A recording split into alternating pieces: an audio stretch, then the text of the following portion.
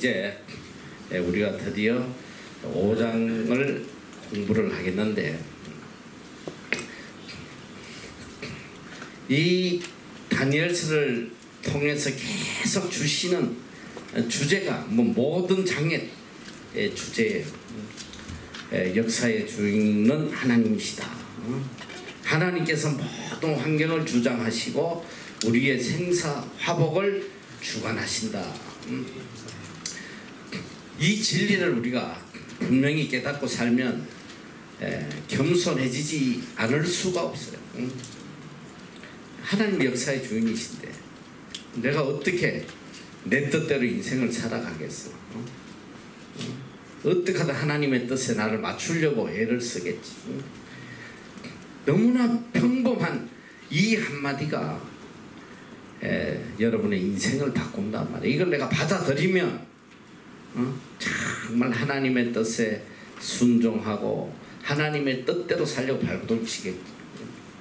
그러나 이 하나님이 역사의 주인이라는 것을 받아들이지 못하면 평생 내가 주인 노릇하고 내 인생을 내가 개척하려고 발버둥 치다 간단 말이에요. 자, 우리가 하나님은 역사의 주인이시다, 내 인생의 주인이시다, 이것만은 절대로 불신해서는 안 돼. 이걸 가슴에 딱 새기고 이제 모든 말씀을 받아들여야 된다. 그래서 인간들이 이 하나님을 믿지 않는 사람들, 하나님이 역사의 주인이라는 걸 받아들이지 않는 사람은 어떻게 사냐? 일평생 기회를 잡으려고 발버둥 치는 거야. 어떻게 하면 내가 이 성공의 기회를 잡을 수 있을까?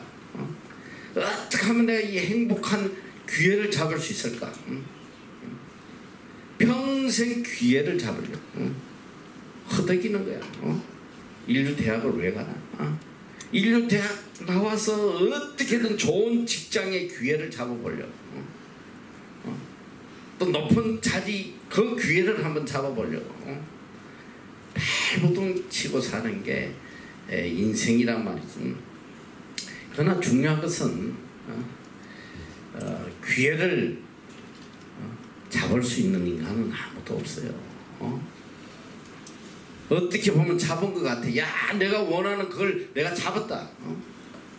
그 내가 잡은 게 아니야.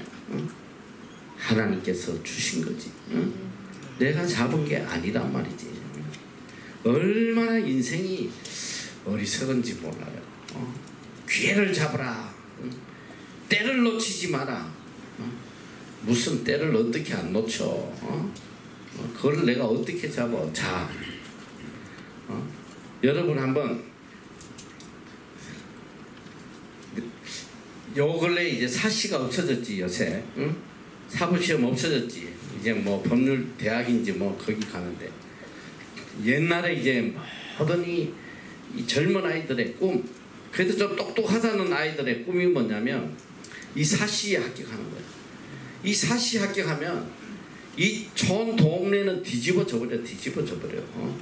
마을 입구부터 그냥 계속 누구 사시 합격 막 플랜카드 붙이고 그래서 이 예전에 이 사시 붙어서 판검사가 되면 영감님 탄생했다고, 젊은 사람에도 영감님의 영감 이만큼 그 마을의 자랑이고 뭐 그래. 그래서 좀 머리 좋은 애들, 우리 같은 사람 아예 뭐 사자 근처에도 안 가지만 이 좀 머리 좋은 놈들은 거기에 도전한 사람이 되게 많았어. 내가 어릴 때 보니까 내 주위에도 있어. 그냥 막 인생을 다 거는 거야, 인생. 1차 합격하고 1차 붙으면 다 2차 붙을 것 같아. 2차. 근데 이 사시 봐가지고 떨어지는 애들이 엄청난 점수로 떨어지지 않아. 다 1점이야, 1점. 1.2점 차이로 떨어져. 그래서 그걸 못 버리는 거야. 다음에 하면 여기 1점 정도야 내가 올리겠지. 그래가지고 막 배나 열심히 하면 그 다음에는 2점으로 떨어져. 야, 여기 2점 내가 이번에 좀 더 하면 이제 요거는 이제 내가 붙는다. 그 다음에 3점으로 떨어져. 그래가지고 일생을 다 허비한 사람을 내가 주위에 굉장히 많이 봤어.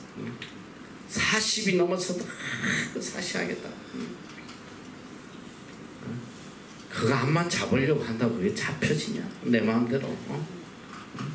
그리고 제일 불쌍한 사람이 난 누구냐면 이 주식하는 인간들이 제일 불쌍해. 주식. 하루 종일 전광판 들여다보고 그냥 빨간 불 켜지면 웃었다가 또 울었다가 막 하루 종일 올랐다 내려갔다 올랐다. 이거 얼마 안 가면 돌아버려 이거는. 어떻게 주식에서 돈 벌 생각을 해요?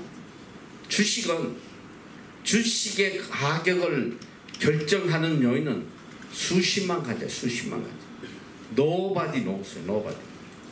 암만 그 회사가 건실하고 많은 이익을 남기고 별짓 다 해도 어느 날 하루아침에 무너져 버려 그 회사는. 갑자기 그냥 유류파동이 난다든지 갑자기 정책이 바뀌든. 너 지금 얼마 전에 봐봐. 너 중국이 호황이었어. 호황. 중국 관련 비전이 산 사람들은 막 특히 제주도 아주 중국 사람들 미어터졌잖아. 집값 막 서울보다 더 올라가고 막 펜션 너도 나도 막 숙박업소 짓고 막 호텔 짓고 난리쳤는데 어느 날 갑자기 사더니 뭔지 하더니 딱 발 딱 끊어. 한순간 망해버려. 암만 애쓰고 노력하고 예측을 한다고 해서 인간이 기회를 잡을 수가 없어요. 성경은 분명히 이 때와 기한을 정하시는 분이 누구다? 우리가 배웠잖아. 때와 기한을 정하신 분은 하나님이다. 나에게 기회를 주시는 분도 하나님이다. 나에게 성공의 때를 주시는 분도 하나님이다. 내가 애쓰고 노력한다고 해서 그걸 이룰 수 없는 거야. 내가 근데 가만 보니까 이 세상 사람들은 자기가 애쓰고 노력하지 않으면 기회를 만들 수가 없어. 어느 누구도 안 도와주니까. 하나님도 안 도와주시고 하나님도 안 믿고 불신자인데 하나님께서 그에게 때를 주고 기회를 주시고 하시잖아요. 이 인간은 어떻게든 성공의 때를 만들어 보려고 발버둥쳐요. 그거는 세상 사람들이 살아가는 방법이야. 왜? 그에게 기회를 줄 하나님이 안 계시기 때문에 그래. 그러나 우리는 살아가는 방법이 다르단 말이야. 때와 기회를 나에게 허락하시는 분은 누구다? 하나님이에요. 하나님이 주시지 않는 어떤 기회도 없어. 내가 암만 발버둥치고 애써봐. 내 뜻대로 되는 게 있나? 그런데 우리는 너무너무 소망 중에 살아가는 것이 내 의지와 내 노력 없이 하나님께서 나를 복되게 해주시고 영화롭게 해주시고 존귀하게 서 있는 기회를 하나님이 주신다는 거예요. 어떠할 때? 내가 하나님의 뜻대로 살아갈 때. 내가 하나님의 뜻대로만 살아가면 하나님께서 때가 되면 하나님이 알아서 높여주셔. 존귀하게 만들어 주신단 말이야. 내 스스로 존귀하려고 높아지려고 발버둥 치지 마라. 절대로 열리지 않아.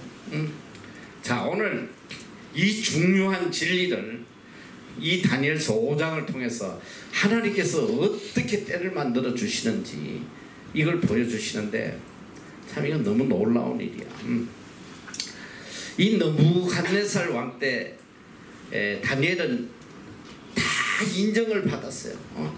너무너무 인정을 받아. 그래서 국무총리가 되고 무사람들에게 존경을 받는 자리에 있었으나 세월이 흘러서 느부갓네살도 가고 새로운 왕들이 들어서기 시작해요. 새로운 왕들이 들어서는데 이 다니엘이라는 존재가 사람들의 기억 속에서 완전히 사라져버렸어. 어느 누구도 그를 인정하고 기억한 사람이 없었어. 너희들 우리나라도 그랬나? 암만 장관하고 국무총리하고 뭐 난리쳐도 그 자리에서 내려오면 길에 가도 아무도 안 알아봐줘요. 역사의 기록으로 보니까 이 느부갓네살 왕이 죽고 이제 오늘은 누구에 대한 이야기 있냐면 느부갓네살의 아들 벨사살 왕에 대한 이야기야. 근데 이게 내가 이걸 다니엘서를 여러분에게 이제 가르치려고 준비를 하다 보니까 역사를 좀 보는데 느부갓네살 다음에 왕이 벨사살이 아니더라고. 그 안에 여러 왕이 지나갔어. 느부갓네살 다음에 왕이 누구냐면 아멜말뚝이야. 이제 주로 말뚝으로 나갔는데 이 바벨론은 말뚝을 좋아하는 것 같아. 이 아벨말뚝에 대한 내용은 예레미야 5장 21절에 31절에 나와요. 그 내용이 나와. 근데 이 아벨말뚝이 지나가고 네르랄사레셋, 한글도 읽기 어렵다. 이름을 뭐 따로 지었어. 바른다. 네르랄사레셋. 이야 정말 뭐야 저도 네르갈이야. 나는 왜 네르랄인데. 네르갈이 맞구나. 저 영어로 볼까. 내가 잘못 쳐도 네르갈사레셋인데 얘가 죽고 난 뒤에 또 말뚝이 나타나. 라바시 말뚝. 이 말뚝을 잘 박아야 돼. 그래 왕이 되나봐. 그래서 이제 라바시 말뚝이 지나가고 나보니더스라는 왕이 또 나와요. 그러니까 이 느부갓네살과 벨사살 사이에 벌써 4명의 왕이 지나갔어. 4명이. 이 왕이 이렇게 많이 지나가다 보니까 이 다니엘이라는 사람에 대해서 어느 누구도 그를 기억하지 못해. 어느 누구도 기억하지 못해. 아무도 알아주지 않는 이 다니엘. 나 그래서 가만 생각을 해봤어. 야 다니엘이 저 때는 이 많은 말뚝들이 지나갈 때 드디어 거기서 뭘 했겠나. 그걸 한번 내가 생각을 해봤어. 공직에 있지 않으면 뭘 했겠나 생각을 했는데 그때 바벨론에 이스라엘 민족이 다 포로 잡혀왔단 말이야. 포로로 있는 이 유대인들을 위해서 그가 아마 영적 지도자로서 그들을 하나님에게로 이끌지 않았겠나. 난 그런 생각이 들어요. 이런 믿음 좋은 다니엘이 뭘 하겠어. 그 유대인들에게 어떻게든 하나님만 섬기고 하나님 앞에 바로 살도록 가르치는 그런 일을 했지 않겠나. 그런데 자 인간에게 잊혀진 이 다니엘, 어느 인간도 다니엘을 찾는 사람이 없어. 그를 알아주는 사람도. 그러나 하나님만은 다니엘을 잊지 않고 계시는 거야. 하나님만은 이 자기 생명보다 하나님을 더 사랑하는 이 다니엘, 하나님이 그냥 두시지 않아요. 이제 하나님의 때에 하나님께서 이 다니엘을 들어서시기 위해서 놀라운 역사를 하시는데 이 역사를 움직이시는 거예요. 이제 드디어 누구를 위해서? 다니엘을 위해서. 자 어떻게 역사를 움직이나. 너무 놀라운 거예요. 자 우리가 1절부터 한번 4절까지 한번 읽어보자. 시작. 가만있어. 자 시작.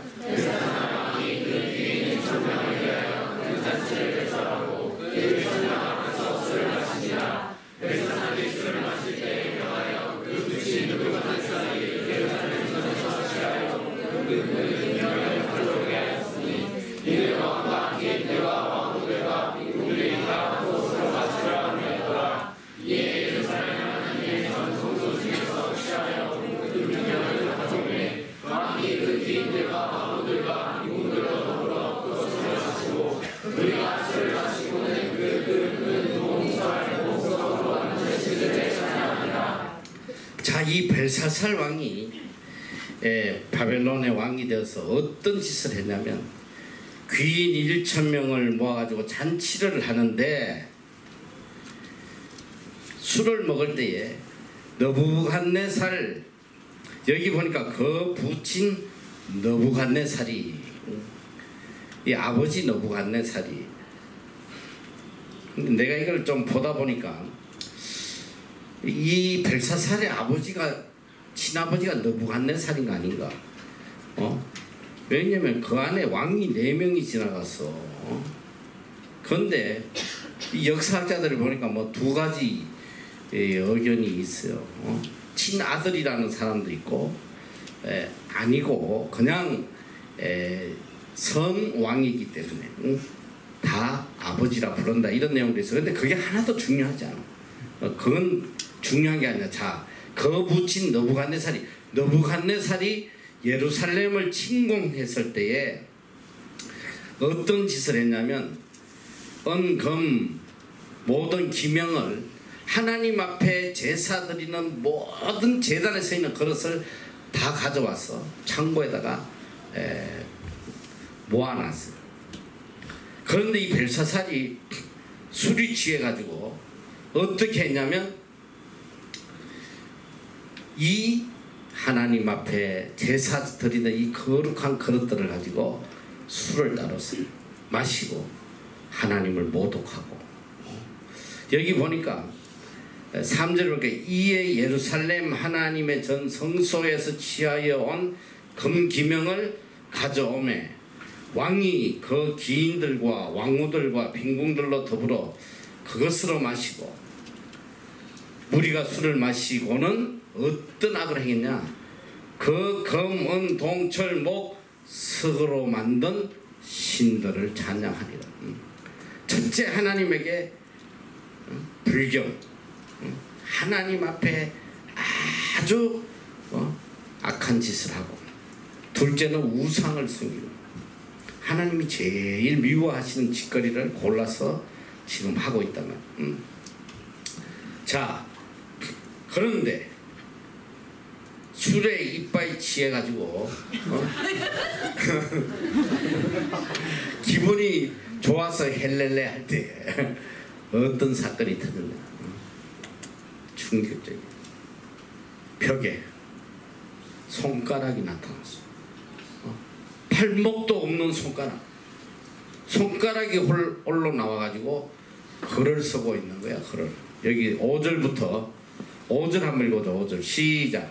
그때 사람의 손가락이 나타나서 왕궁 촛대에 맞은 편 분명에 글자를 쓰는데 왕이 글자 쓰는 손가락을 보자. 6절. 왕이 그리가 마치 생각하고 그 생각이 몸이라가 멀쩡하게 마디가 없는다고 그 물이 서로 부딪힌지라. 왕이 그의 손에서 자, 여기까지.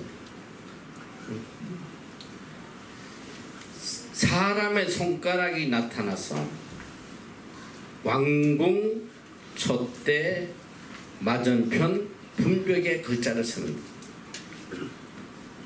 이에 왕의 절기든 빛이 변하고 그 생각이 범민하여 넓적다리가 마디가 녹는 듯하고 그 무릎이 서로 부딪혔다. 얼마나 놀랐겠어. 술 먹고 기분 좋은데 갑자기 손가락이 나가서 막 글을 쓰는데 얼마나 놀랐겠어. 그러니까 얼굴이 누렇게 떴다 이 소리야. 누렇게 뜨고 보니까 넓적다리 마디가 녹는 듯하고 그 무릎이 서로 부딪혔다. 갑자기 손가락이 나타나서 글을 썼단 말이야. 이 왕이 얼마나 놀랐으면 7절에서 9절 한번 읽어봐. 7절에서 9절 시작. 왕이 그의 소리하여 술객과 갈대아 술사와 전자기를 불러오게 하고 그를 박사들에게 일러가되 누구 누구든지 이 글자를 읽고 그의 서들에게 보이면 잔옷을 입히고 금사슬로 그 몸에 들이우고 걸어놔라. 그 다음 걸어놔라. 자, 네.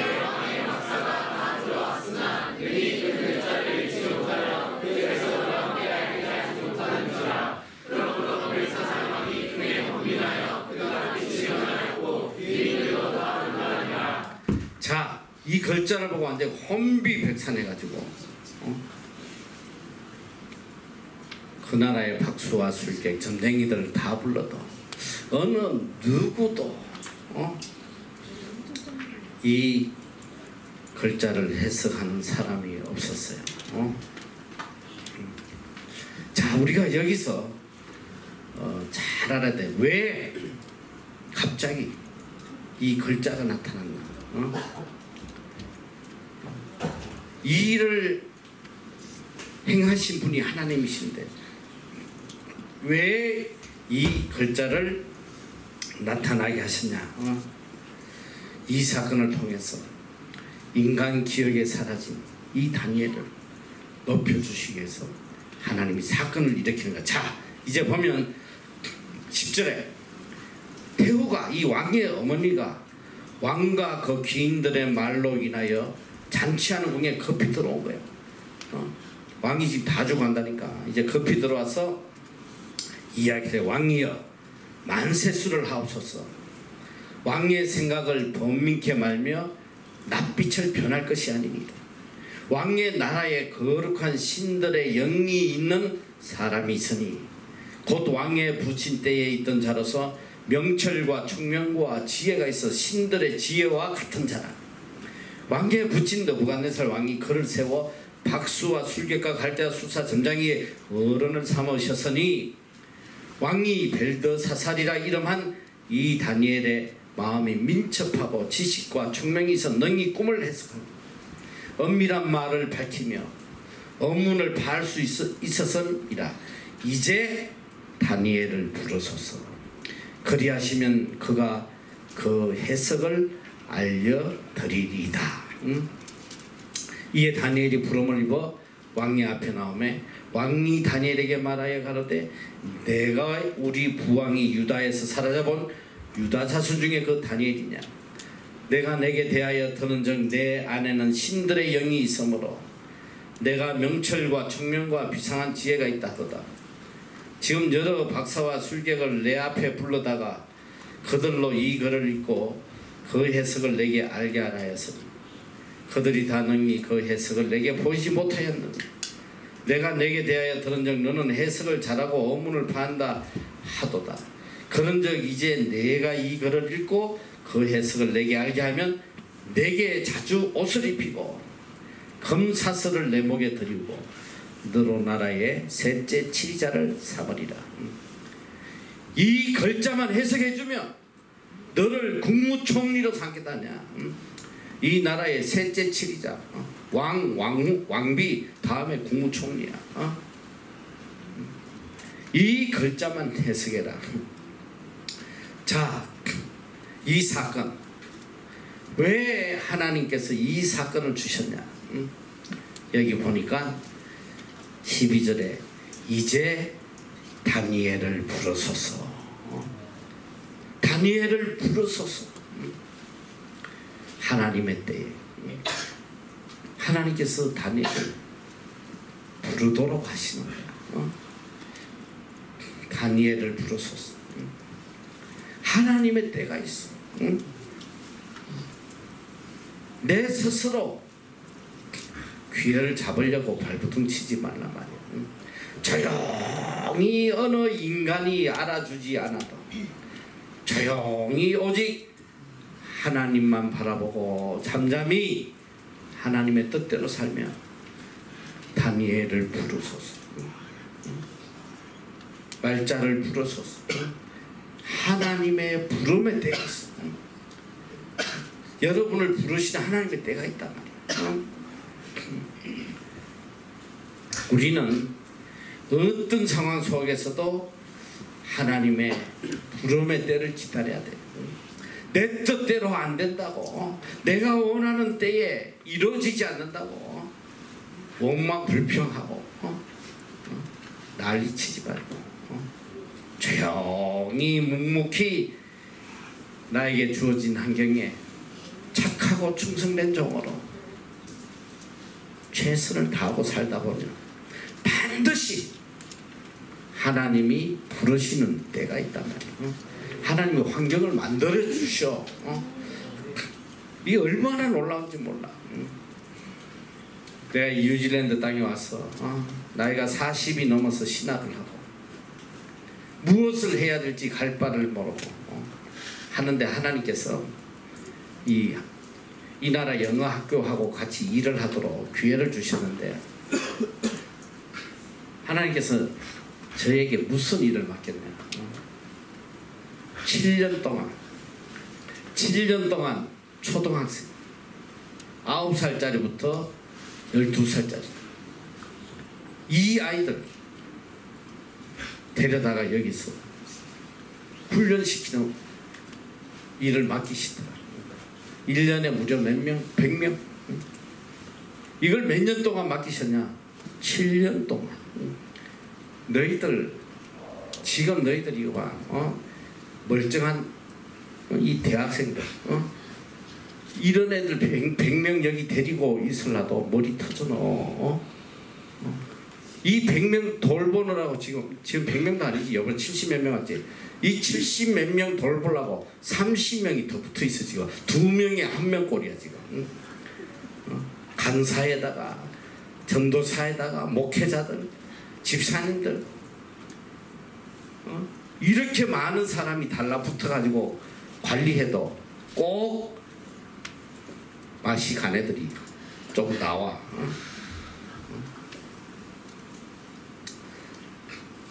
이게 얼마나 어려운 일이야. 그런데 하나님께서 저에게 초등학생 9살짜리 1년에 100명을 맡기십니다. 아무도 없어. 나 혼자야. 나 혼자서. 물론 그때 이제 학교에 그 애들을 이 나라 학교에 넣어가지고 교육을 시킨데 우리 애들 중에 이 장학생들 중에 2명씩을 내가 뽑아서 카운셀러로 보내서 그게 다야. 그 아이들을 돌보는데 너희들은 상상을 초월하는 거야. 영어 한마디도 못하고 외국에 처음 나오고 부모를 떠나가지고 어린아이들 비행기 타면서부터 막 울고 나는 사진 보면서 엄마 아빠 막 그런 애들을 갖다가 이런 기숙사도 하냐. 맛있는 한국 음식 홍합도 안 줘. 첫날부터 뉴질랜드 가정에다 집어넣어버려. 말도 안 통하지. 음식도 안 맞아. 엉엉 울고 막 그냥 이 나라는 그냥 9시만 돼 불 끄라고 막 강제로 다 끄게 해요. 그 어두운 데서 벌벌 떨고 무서워가지고 엄마 찾고 집에 가겠다고 말치고 상상도 못해. 상상. 홈스테이 부모들이 막 전화해서 빨리 얘 데려가라고, 학교에서도 얘 빨리 한국 보내라고. 부모들은 또 막 그냥 애들 잘 못 돌본다고 가진 욕을 다 해새끼고. 그 이야기를 하려면 책을 10권은 사야 돼. 근데 그 아이들을 데리고 나는 목회를 한 거야. 목회를. 그 애들 데리고 성경 공부시키면서 지금 내가 너희들 교육시키는 거하고 걔들에게 교육시켰던 거하고 수준이 똑같아. 다니엘 똑같이 했어.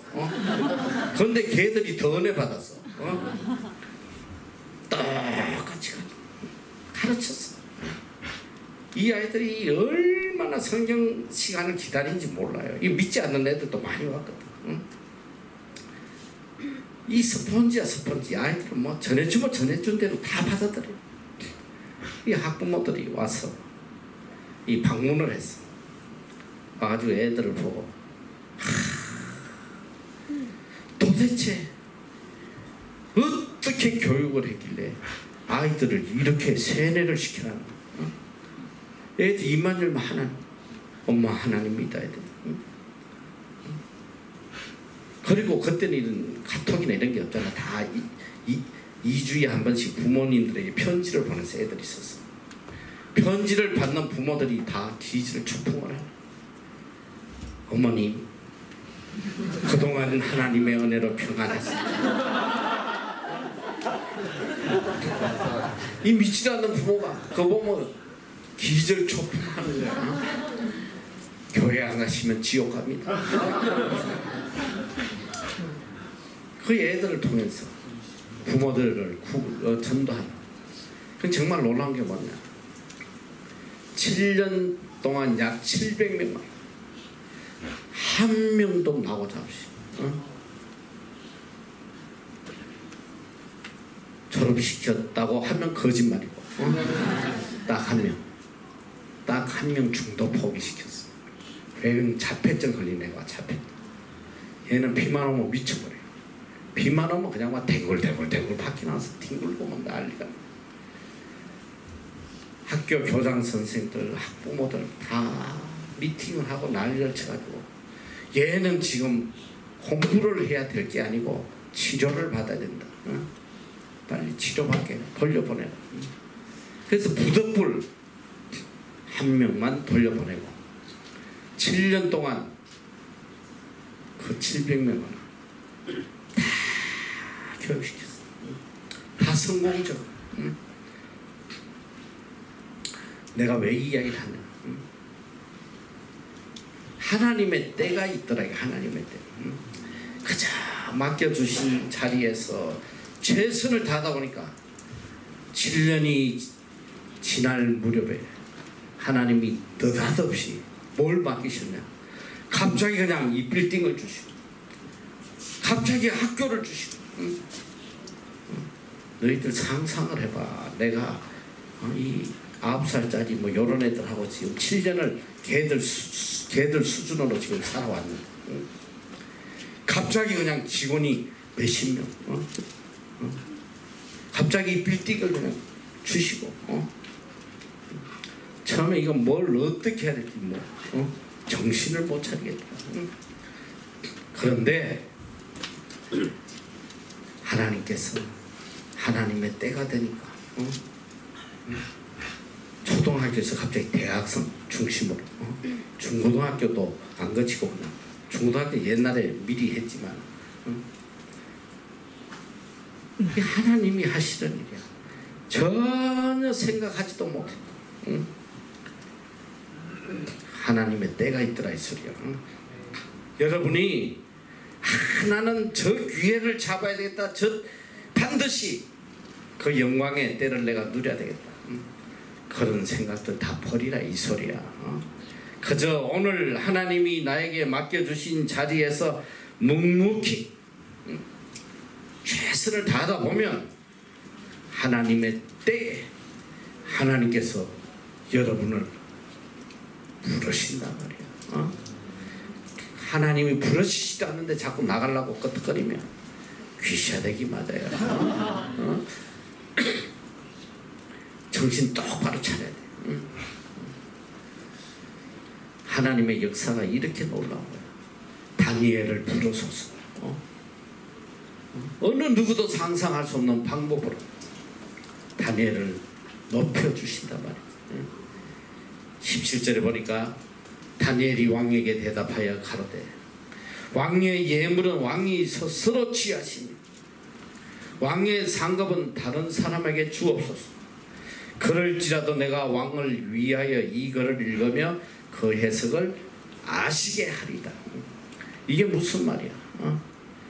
너 이것만 맞추면, 이글만 해석하면 자주옷을 입히고 상금을 주고 목에다가 금사슬로 이 나라의 셋째 자리에 내가 앉혀주겠다.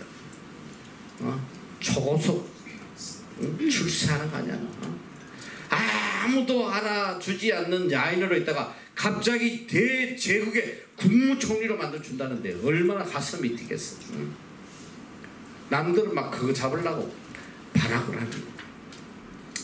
다니엘에게는 세상의 높고 낮음이 아무 상관이 없어. 관심조차 없어.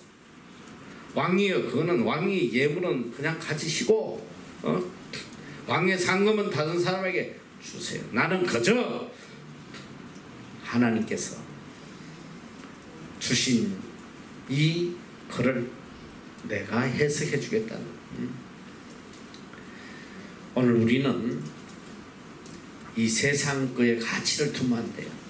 언제나 우리의 마음은 하나님의 하나님. 하나님께 우리의 마음을 둬야 돼. 자, 여기 보니까 이제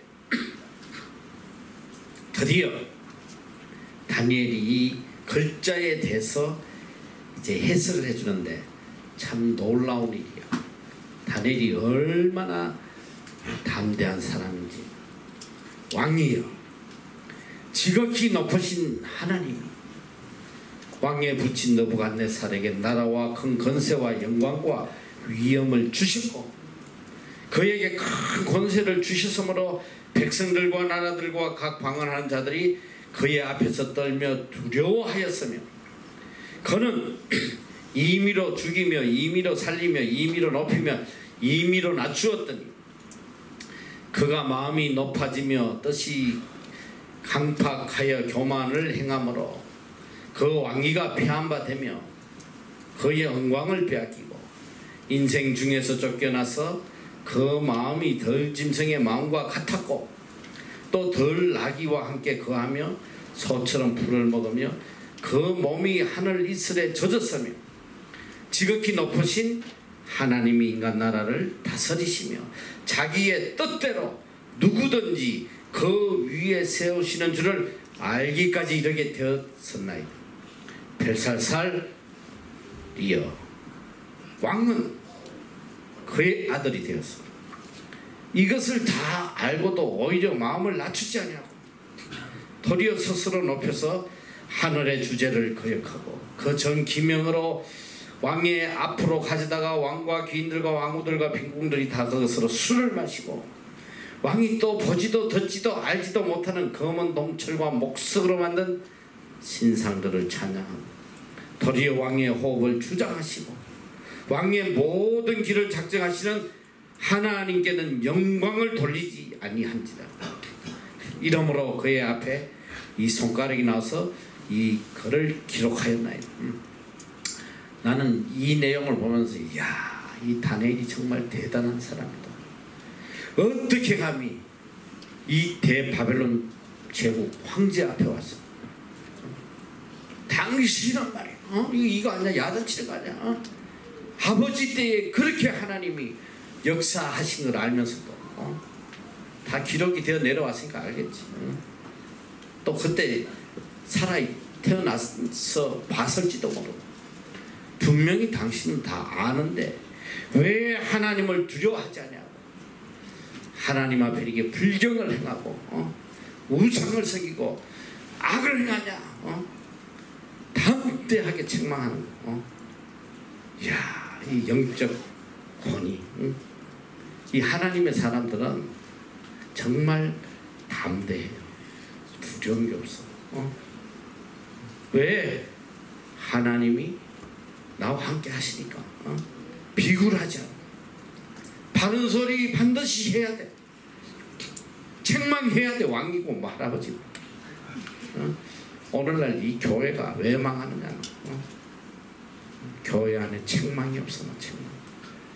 하나님을 두려워하는 게 아니라 교인을 두려워해. 교인. 내가 이런 말 하면 교인들이 어떻게 받아들일까. 목회자들이 교인들이 두려워서 책망을 못한단 말이야. 여러분 주일 성수 안 하면 망합니다. 그런 말 못해 너. 하나님 떠나면 망해.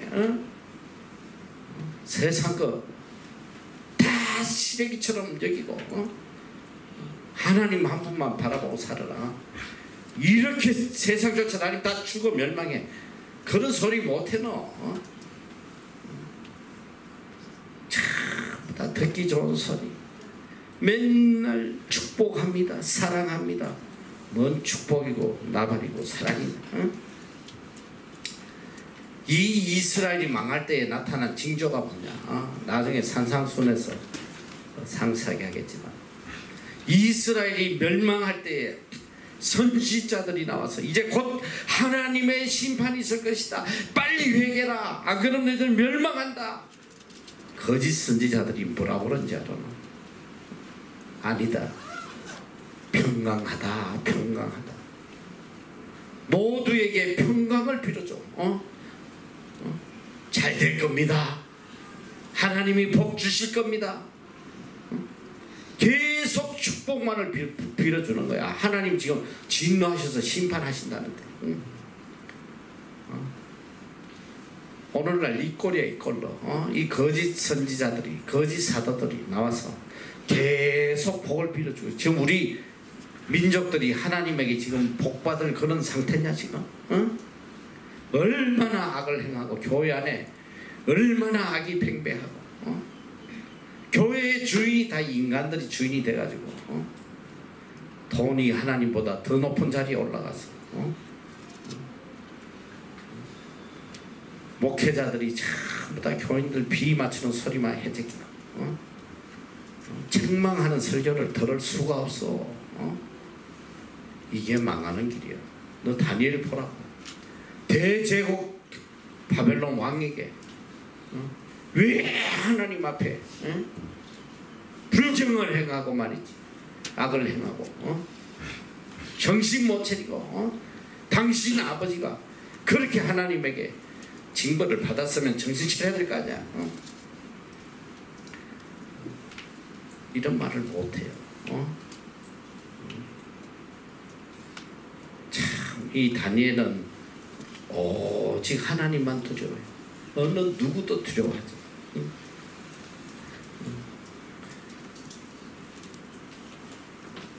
자, 드디어 다니엘이 이 글자를 해석을 해줘요. 보니까 25절 한번 읽어보자. 시작. 글자는 이것이 모든 말하시니라. 그 글자를 가운데 하나님이 이 왕의 나라에 시대를 세워서 그것을 끝나게 하셨다며 대개는 왕이 저울을 하여서 부족함이 되었다며 페르스 왕의 나라가 나뉘어서 메대와 사사람에게 준화되었다 하니라. 이 글자는 이런 내용입니다. 메네 대겔 우바르시. 메네는 왕의 시대가 끝났다는 거예요. 왕의 시대가 끝났어. 이야, 어떻게 이런 말을 감히 왕 앞에 할 수 있어? 뭐야? 끝나긴 뭐가 끝나? 니부터 끝나라. 그냥 목을 쳐버리고. 어떤 왕이 그런 말 듣고 가만히 있겠어? 너 성경에 헤롯 왕이 봐. 메시아가 왔다, 유대인의 왕이 왔다는 소리 듣고 2살짜리 애들 다 죽여버리잖아. 이게 인간이야 너. 근데 왕 앞에 왕은 끝났어요. 디엔드야. 야, 어떻게 이런 말을 할 수 있어? 대개는 저울에 달아보았더니 부족하다. 당신은 자격이 안 돼. 하나님이 당신을 달아봤더니 도저히 왕감이 아니야. 이런 소리 하면 이거는 그냥 사형이 아니야. 이거 극형에 처해도 대범하게 저울에 달아봤더니 부족했다. 여러분 잘 알아야 돼. 하나님의 저울에 달아서 부족하면 끝났다 이 소리야. 끝났다. 인간 저울에 암만 잘 다려져도 하나님 저울에 부족하면 끝. 소망이 없어져 있어. 하나님 저울에 부족함이 없는 사람이 되려고 애쓰란 말이야. 세상이 인정해주는 그런 인간 말고 아무리 여러분을 훌륭하고 정말 자격 갖추고 뭐 부족함이 없는 사람이라고 칭송하고 난리쳐도 그거는 다 시래기. 러비시. RUBBISH. 러비시. 아무것도 아니야. 그런데 예수를 믿으나 안 믿으나 인간 저울에 합당하려고 말이지. 인간 기준에 합당한 자가 되려고. 다 미쳤어. 내가 볼 때는 이게 신앙인이 아니야. 내가 볼 때. 너 요새 부모들 봐. 내가 지난번에 이야기했지만 수능 시험 때 교회가 미어터진다고. 새벽 기도. 뭐 때문에 기도하냐 이 소리야. 뭐 때문에. 뭐 때문에 그 새벽에 와서 기도하냐고. 하나님 도와주세요. 우리 아들 우리 딸 세상이 인정해주는 이런 대학에 좀 붙게 해주세요. 그거 아니야. 그래가지고 시험 딱 끝나면 그 다음날 아무도 안 나와. 아무도. 이제는 뭐 끝났는데 뭐 하나님이고 뭐고 어찌할 게 뭐 있어. 이게 무슨 샤머니즘이지. 이게 무슨 신앙이야. 예수 믿지만 정말 믿음의 사람이라면 내가 기도하지 말라는 게 아니라 당연히 기도해야 돼. 수능 앞두고 나서 기도해야지. 어떤 기도하느냐. 하나님 이제 곧 대학 시험이 있는데 혹시라도 저 아이가 인류대학 들어가서 지 잘난 지 알고 교만해서 하나님과 멀어진다. 하나님 저 아이 떨어지게 해주세요. 떨어지게. 박살나게 해서 모든 인생의 주인이 하나님이시라는 거. 그거 깨닫게 해주세요. 하나님보다 대학을 더 중하게 여긴다면 저거 좀 떨어지게 해주세요. 이게 믿음의 사람의 기도라 이 소리야. 그런 기도하는 부모 본 적 있어? 나는 못 봤어. 다 인류대학 붙게 해달라. 예수를 믿으나 안 믿으나. 수능 시험 보는 날 그냥 그 앞에 가서 끝날 때까지 거기서 기도하거든. 떡 한 덩어리 사다가 벽에다 붙이고. 이게 무슨 점쟁이도 아니고 뭐. 여러분 똑바로 믿어야 되네. 정신 똑바로 차리란 말이야. 어떤 상황에서도 우리는 하나님이 인정해주는 사람, 하나님 저울에 부족함이 없는 사람이 되려고 발버둥쳐야 돼. 세상 저울은 다 고장난 거야. 쓰레기 갖다 버려야 돼. 그 다음에 우바르신, 메네메네 되길 우바르신이다. 그런데 우바르신은 사라지고 베레스가 나와요. 우바르신 대신에 베레스라는 단어가, 베레스라는 거는 왕의 나라가 나뉘어서 메데바사 사람에게 준받았다. 완전히 나라가 이제 끝났다. 무너졌다. 메데바사에 넘어갔다. 지금 이 이야기거든. 근데 갑자기 우바르신이 왜 베레스라는 단어로 바뀌었나? 내가 이걸 또 열심히 또 찾아봤잖아. 그랬더니 참 재밌는 거야. 우바르신하고 베레스는 같은 단어야. 근데 이 베레스는 잘 들어. 우바르신의 단수, 수동태, 분사형이야. 뭔 소린지 알겠나? 니네가 그래서 그래말을 잘해야 돼. 단수는 뭐냐? 복수의 반대야. 한 개. 복수가 아니고 단수. 우바르신의 단수. 수동태는 능동태의 반대야. B 플러스 PP. 수동태. 분사형. 해보 플러스 PP. 우바르신은, 베레스는 우바르신의 단수, 수동태, 분사형. 같은 거. 같은 단어인데 어떤 뜻이냐? 하나님께서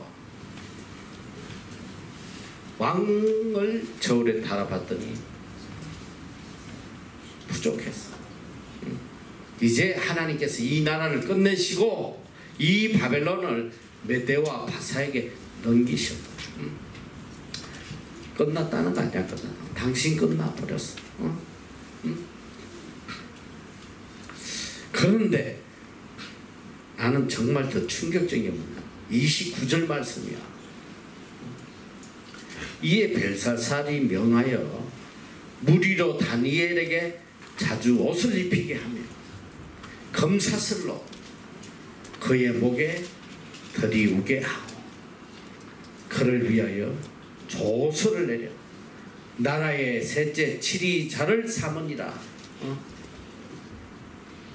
너희들이 이해가 가냐? 나는 처음에는 이야, 벨사살이 정말 하나님 앞에는 저울에 부족했지만 인간적으로 진짜 멋진 놈이다. 어떻게 자기 끝났다는데 자존심도 없냐? 뭐야 지금 뭔 헛소리를 하는 거야? 야, 얘 빨리 없애버려. 근데 이게 권위에 도전하고 자기는 완전히 죽사발을 만드는 거야. 끝났다 이거는 뭐 더 이상 비참한 말이 없지. 너 인간은 권력에 도전하면 권력자들은 자식이라도 없애버려. 자기 자식도 없애버려. 권력에 도전하는. 이 원래 권력을 잡은 자는 좀 독한 사람이야. 마음 약한 사람은 권력을 잡지 못해요. 권력은 수많은 사람 죽어야 돼. 정적을 다. 그러니까 인류 역사에 보니까 자식도 권력에 도전하면 다 죽이더라. 우리나라의 대표적인 게 영조야, 영조. 사도세자. 왜 죽인지 알아? 뭐 정신병자가 돼서 뭐 죽였다고 이제. 그런데 거기까지 가기 전에 아버지 권위에 도전했어요.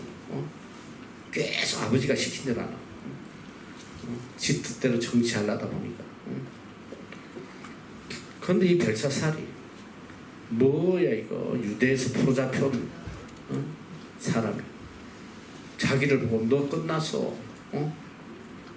이제 끝났어. 다 끝나버렸어. 이 나라는 이제 넘어가. 그런데 부하들을 불러가지고 야, 검사설을 입히고 나라의 셋째자로 국무총리로 삼으라. 이게 이해가 가냐? 도저히 인간으로서 이렇게 할 수 없는 거야. 절대로 못해. 아무리 마음이 넓고 젠틀하고 해도 절대로 인간은 이렇게 할 수 없어. 하나님이 하시는 거야. 하나님이 이렇게 하라고 하시는데 누가 감히 거절하겠어? 하나님께서 다니엘을 국무총리로 세워주시고, 국무총리로 세워주시는데 이것도 더 충격적인 사건. 국무총리로 세워주면 뭐하나? 그날 나라가 다 무너져 버리는.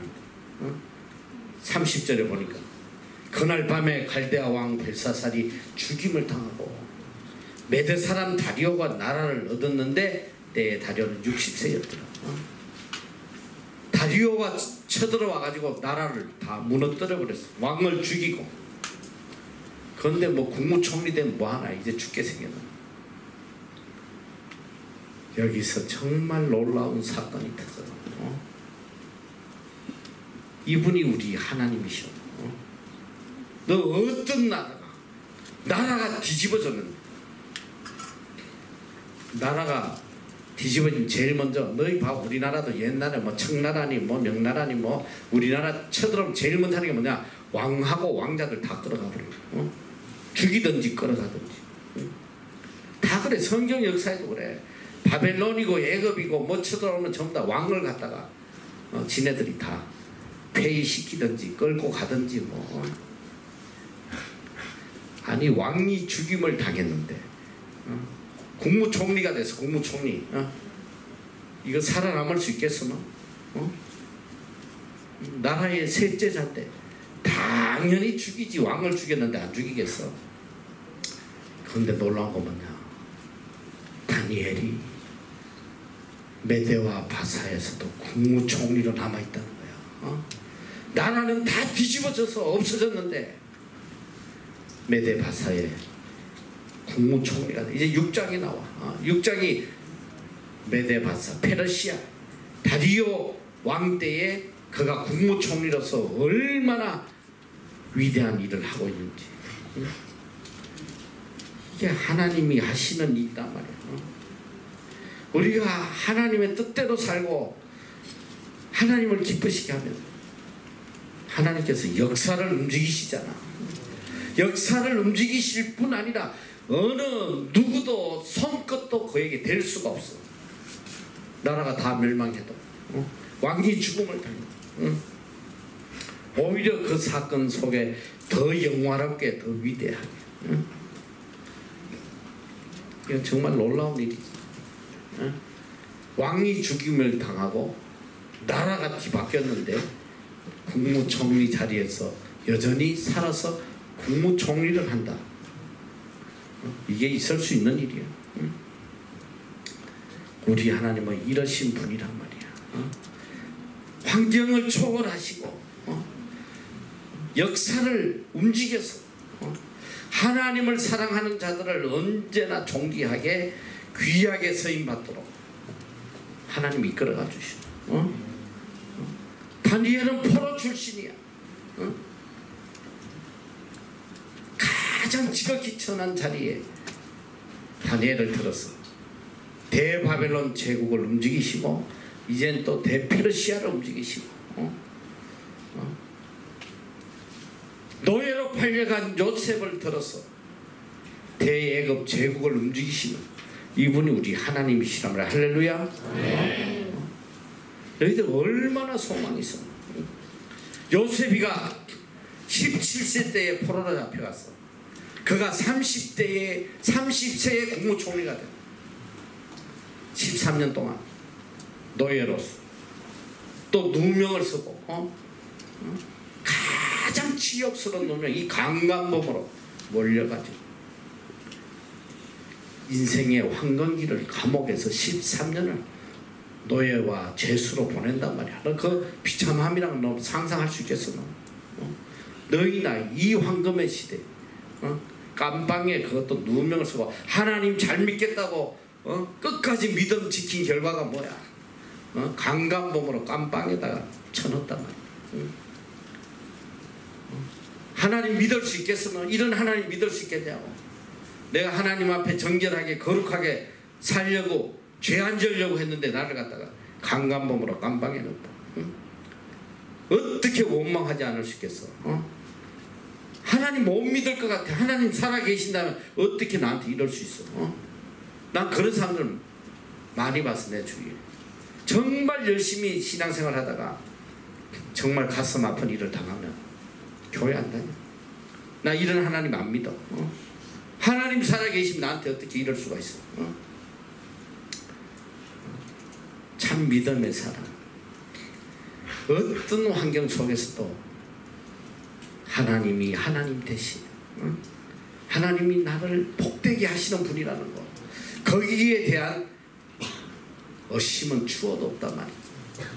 이 모든 과정을 통하여 하나님이 나를 점검처럼 귀하게 쓰실 거다. 그런 믿음으로 살아가는 거야. 누가 감히 상상했겠어? 감옥의 죄인이 어느 날 하루아침에 대애굽 제국의 국무총리가 될 거라 누가 상상해? 그것도 30에 여기 30 넘은 분들 손 들어봐요. 다 별 소망이 없잖아. 적어도 요셉처럼 살았으면 지금 국무총리는 됐을 텐데. 프라임 미니스터. 자, 내가 근데 한국에서 이 젊은 아이들에게 요셉에게 대해서 설교를 하는데 책에도 나와요. 근데 아이들이 그 말에 굉장히 은혜 받아요.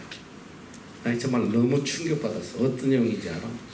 어느 유명한 설교자가 요셉에 대해 설교를 하고 이렇게 하다. 이렇게 요셉이가 왜 국무총리가 된지 아냐 이거야. 준비한 사람만 된다는, 준비한 사람. 요셉이가 감옥에서 철저하게 애굽에 대해서 준비했다는 거야. 어떻게 준비했냐? 요셉이가 갇힌 감옥은 시위대장 보디바디가 관리하는 왕궁 안의 감옥. 거기는 일반 잡범들이 들어오지 않아. 다 이 고관 대작들이 잘못해서 들어오기 때문에 그분들은 다 그날의 박사들이라는 거지. 요셉이가 그 감옥에 있는 동안 그 박사들에게 애굽의 문화도 배우고 경제도 배우고 모든 학문을 다 배워서 준비했기 때문에 하나님께서 그를 들어 쓰셨다는 거야. 이런 미친 소리를 하고 있어. 성경에 그런 말이 어디 있어? 요셉에게 끝까지 따라다니는 단어가 있어. 한 문장이 있어. 처음부터 그게 뭔지 알아? 여호와께서 그와 함께 하셨더라. 하나님이 그와 함께 하셨다는 거예요. 무슨 애굽의 학문이 함께 해서 국무총리가 되겠어. 얼마나 애굽 학문을 알아가지고 그 많은 애굽 수재들을 다 제철하고 지가 국무총리가 되겠어. 이런 거짓된 가르침에 다 속아가지고 말이지. 너무너무 심각한 거지. 얼마나 미혹하는지. 하나님은 사람의 어떤 외모나 자격을 보고 서시는 게 아니야. 성경이 말씀하고 했잖아.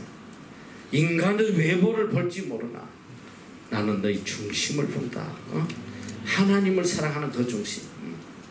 지금이라도 여러분들이 정말 순전한 마음으로 하나님을 절대적으로 신뢰하고 사랑하고 하나님을 인생의 제일로 삼고 살아가면 다니엘에게 일어났던 기적이 여러분 삶 속에도 일어난단 말이야. 할렐루야.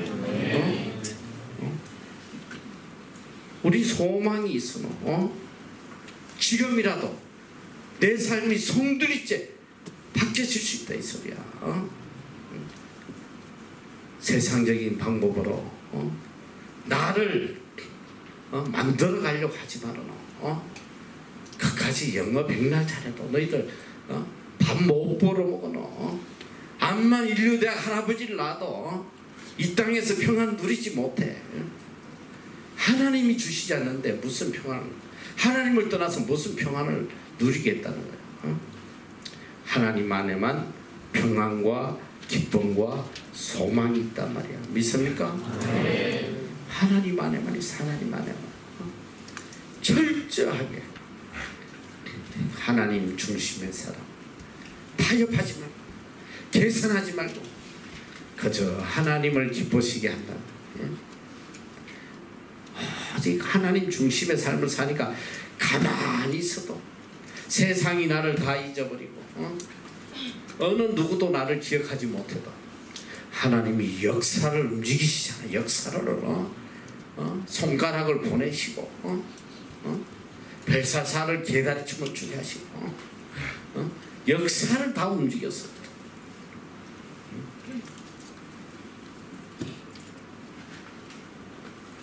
이렇게 위대한 자로 세워주시잖아. 이분이 여러분 하나님이심을 믿습니까? 네. 다니엘의 하나님은 여러분의 하나님. 하나님은 동일하셔. 다니엘에게만 일어나는 그런 역사적 사건이 아니야. 오늘 나에게도 내가 다니엘과 같은 믿음을 가지고 살면 반드시 일어나는 역사란 말이에요. 반드시 일어나요. 저는 그래서 정말 여러분 중에 다니엘 같은 사람 좀 많이 나오면 좋겠어. 정말 다니엘처럼 끝까지 타협하지 않아. 하나님만을 위해 살다가 하나님 역사를 움직였어. 역사의 주인공이 되어 서임 받으면 얼마나 좋겠어. 여러분 마음속에 딱 한 가지, 역사의 주인은 하나님이시다. 내 인생의 주인 하나님이시다. 하나님 안에서만 내가 존귀하게 귀하게 서임받을 수 있다. 이 믿음으로 살아가는 여러분 되시기를 축원합니다.